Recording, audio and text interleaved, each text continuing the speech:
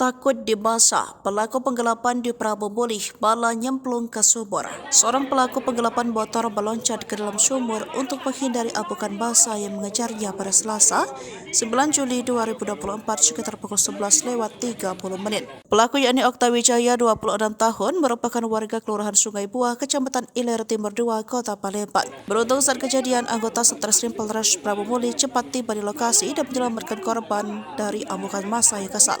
Berdasarkan informasi dihimpun, aksi penggelapan motor yang dilakukan oleh Okta Wijaya terjadi di kediaman Wahidin di Jalan Lingkar, Kelurahan Gunung Ipul, Kecamatan Prabu Mulih Timur pada Sabtu, 9 Juli 2024. Pelaku yang tak kunjung mengembalikan sepeda motor korban justru diteriaki korban yang melihat dan mengejarnya bersama massa di sekitar Jalan Samosir. Kapolres Prabu Mulih AKBP Endro Ariwibowo SIK melalui Kasat Reskrim AKP Herli Setiawan SHMH membenarkan pihaknya telah berhasil mengamankan pelaku tindak pidana penggelapan tersebut.